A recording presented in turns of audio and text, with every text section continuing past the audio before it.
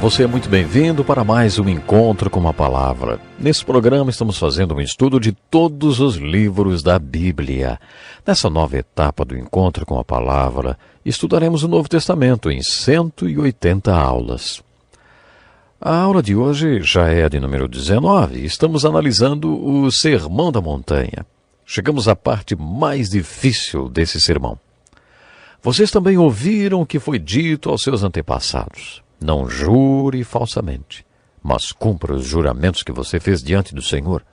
Mas eu lhes digo, não jurem de forma alguma, nem pelos céus, porque é o trono de Deus, nem pela terra, porque é o estrado de seus pés, nem por Jerusalém, porque é a cidade do grande rei. E não jure pela sua cabeça, pois você não pode tornar branco ou preto nem um fio de cabelo. Seja o seu sim, sim, e o seu não, não. O que passar disso vem do maligno. Vocês ouviram o que foi dito, olho por olho e dente por dente. Mas eu lhes digo, não resistam ao perverso. Se alguém o ferir na face, ofereça-lhe também a outra. E se alguém quiser processá-lo e tirar-lhe a túnica, deixe que leve também a capa. Se alguém o forçar a caminhar com ele 1 milha, vá com ele 2. Dê a quem lhe pede, e não volte as costas àquele que deseja pedir-lhe algo emprestado. Vocês ouviram o que foi dito. Ame o seu próximo e odeie o seu inimigo. Mas eu lhes digo, amem os seus inimigos e orem por aqueles que os perseguem, para que vocês venham a ser filhos de seu Pai que está nos céus. Porque ele faz raiar o seu sol sobre maus e bons, e derrama chuva sobre justos e injustos. Se vocês amarem aqueles que os amam, que recompensa vocês receberão? Até os publicanos fazem isso. E se saudarem apenas os seus irmãos, o que estarão fazendo demais? Até os pagãos fazem isso. Portanto, sejam perfeitos como perfeito é o Pai Celestial de vocês. Você está lembrado do topo da montanha, onde Jesus organizou o primeiro retiro espiritual? Vamos até lá outra vez. Ele estava nos dizendo para sermos parte da sua solução e não parte do problema. Parte de sua resposta e não apenas mais um monte de dúvidas. Jesus separou a multidão em 2 grupos. No topo da montanha ficaram aqueles que queriam ser parte da sua solução e resposta, e no sopé da montanha ficaram todas aquelas pessoas com problemas, que ainda eram parte do problema. Esse era o contexto do Sermão da Montanha, capítulos 5, 6 e 7 de Mateus. Lá no topo da montanha, Jesus disse aos seus discípulos que eles deveriam olhar para dentro de si próprios e enxergar quais eram as atitudes que não deveriam estar ali e também quais eram as atitudes que eles deveriam adquirir para se tornarem parte de solução e resposta, o sal da terra e a luz do mundo. As bem-aventuranças nos fazem olhar para dentro de nós mesmos. As 4 metáforas do capítulo 5, que vêm logo depois das bem-aventuranças, representam o ensino de Jesus para olharmos ao redor. No trecho dos versículos 17 a 20 do capítulo 5, Jesus falou da sua própria justiça quando disse: se a justiça de vocês não for muito superior à dos fariseus e mestres da lei, de modo nenhum entrarão no reino dos céus. Depois, Jesus ensinou aos seus discípulos que a justiça deles deveria ser exercida nos seus relacionamentos com o irmão, com o adversário, com as mulheres, com seus cônjuges. Nos parágrafos 4 a 6, ele falou sobre a comunicação nos relacionamentos. Num dos parágrafos, Jesus fala sobre a importância de haver um compromisso com a comunicação em todos os relacionamentos. Algumas pessoas prometem um mundo de coisas que não podem cumprir. Elas até têm boas intenções, mas prometem coisas impossíveis. Eles assumem compromissos que não pretendem cumprir e acabam se tornando conhecidas por não terem palavra. Mas nós devemos ser pessoas da palavra e também de palavra. Há alguns anos aluguei uma casa de alguns senhores dos quais não vou mais me esquecer. Eles disseram que não queriam um contrato de locação. Eu fiquei um pouco inseguro em colocar toda a minha família dentro da casa sem ter um contrato, mesmo pagando um aluguel baixo. Eles poderiam aumentar o aluguel de uma hora para outra. Durante uma entrevista com um deles, questionei a necessidade de um contrato, e ele rejeitou a ideia. Argumentei que eu não poderia mudar com toda a minha família para dentro da casa, sem saber que eles não aumentariam o aluguel da noite para o dia. Ele olhou para mim e disse: você já tem a nossa palavra de que não aumentaremos. Eu sabia que aquela palavra valeria. Aquele homem e seus irmãos não eram crentes, mas eram homens dos bons velhos tempos, quando a palavra de um homem tinha valor. Para eles, a palavra de um homem valia o mesmo que um contrato.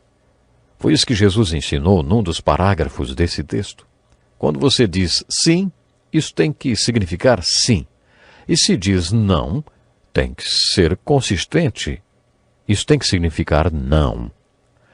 Esse parágrafo é seguido de mais dois, nos quais Jesus transmite a ética do seu ensino, e é o trecho do Sermão da Montanha considerado mais difícil. É nessa parte que Jesus diz: não resistam ao perverso e amem os seus inimigos. Esses dois princípios são tão difíceis de serem postos em prática que algumas pessoas dizem que eles não se aplicam aos nossos dias. Para algumas pessoas isso vale para o céu, mas não funciona aqui nesse mundo. Mas antes de continuarmos, vamos estabelecer alguns pontos. Primeiro, devemos nos lembrar que nos ensinamentos desses 6 parágrafos do capítulo 5 de Mateus, Jesus não está tentando ser melhor do que Moisés. Ele está dizendo que seu ensino não condiz com o ensino e as tradições dos escribas e fariseus. Jesus não interpretava Moisés da mesma maneira que os escribas e fariseus, porque os ensinos deles tinham se desviado do ensino das Escrituras e da lei de Moisés. O primeiro ponto no qual Jesus e os escribas e fariseus discordavam era: Moisés realmente disse olho por olho e dente por dente. Quando ele disse isso, estava fazendo uma concessão para alguns bárbaros, pessoas tão cruéis que, quando eram feridas, não queriam justiça, queriam vingança. Há uma diferença entre justiça e vingança. Moisés disse olho por olho. Isso é justiça. Mas as pessoas não queriam olho por olho. Se alguém quebrasse o dente do outro, a ideia da vítima era: você me quebrou os dentes, então vou quebrar o seu pescoço. Ou então: você machucou meu olho, agora vou cortar a sua cabeça. Isso não era justiça, era vingança. Moisés disse que era para tirar só um olho ou só um dente. Os escribas e fariseus reformularam os ensinos de Moisés. Ame o seu amigo e odeie o seu inimigo. Moisés nunca disse isso. E para os escribas e fariseus, o próximo era outro judeu. O resto era inimigo. Por isso, para eles, a lei era: ame seu amigo judeu e odeie todo o resto. O conceito de Jesus de amar o seu inimigo não é novo, nem surgiu apenas no Sermão da Montanha. Esse conceito é antigo e vem desde o Velho Testamento. Jonas foi chamado para pregar a palavra de Deus para o povo de Nínive, capital da Síria, que eram os piores inimigos dos judeus. E Jonas foi pregar o amor de Deus para eles. Oséias amou sua mulher Gomer, mesmo ela sendo infiel. Portanto, a ideia de amar quem não retribui está tanto no Velho Testamento quanto no Novo. Moisés nunca disse: ame seu próximo e odeie seu inimigo. Mas Jesus disse: amem os seus inimigos. Mas existe outra perspectiva para a qual devemos atentar nesses 2 parágrafos muito difíceis do Sermão da Montanha.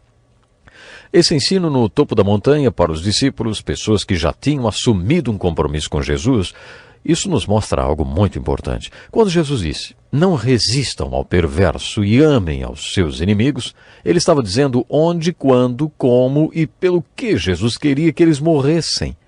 Quando os discípulos se juntaram a Jesus no topo da montanha, já tinha assumido a posição de morrer por Jesus se fosse necessário.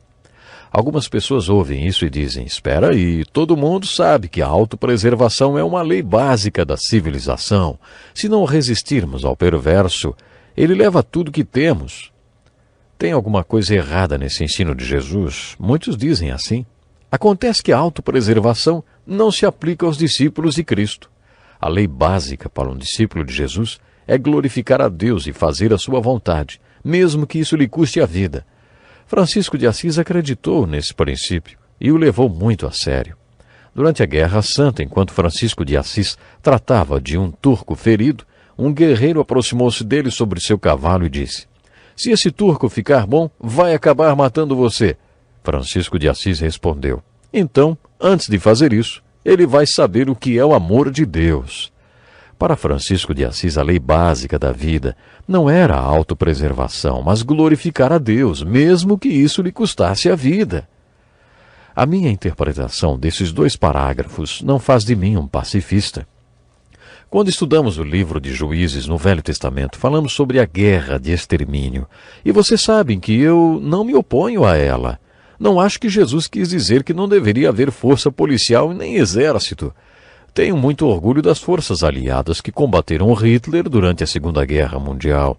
Se não fosse por elas, pelas forças aliadas, provavelmente não haveria nenhum judeu vivo hoje, e os nazistas teriam cometido o genocídio de mais do que aqueles milhões de pessoas. Mais uma vez vou repetir. Olhe para aquela gente com seus problemas lá no sopé da montanha. Jesus está falando sobre relacionamentos. Os romanos já tinham conquistado aquele povo e Jesus estava falando para eles. Se um soldado romano exigir que você carregue a túnica dele por 1 milha, leve por 2. A questão não era fazer ou não fazer guerra. Jesus estava falando que nos nossos relacionamentos pessoais devemos mostrar uma maneira melhor de viver. A questão é, em que você é diferente das outras pessoas, hein? Jesus estava mandando que olhassem para baixo. Vocês têm de ir até lá e mostrar que a vida pode ser diferente. Não precisa ser essa briga de foice. Mostre a eles que tudo pode ser diferente. É essa a essência do ensinamento de Jesus. Em todo o seu ensinamento do Sermão da Montanha, Jesus propõe que sejamos diferentes. Vocês são o sal da terra. Vocês têm que ser diferentes. Se você realmente preparar um pedaço de carne com sal, ela vai ser preservada, não vai estragar. Mas o que vai acontecer se você esfregar carne estragada em outro pedaço de carne estragada? Nada. Você tem de ser diferente do pedaço de carne no qual está esfregando sal. Essa é uma das aplicações da metáfora. Vocês são o sal da terra. Quando você entende que precisa ser diferente nos vários relacionamentos da sua vida, chega a uma conclusão importante. Se você amar somente aqueles que amam você, que tipo de graça é essa que você está praticando? Então, vamos amar de verdade. Até o próximo programa.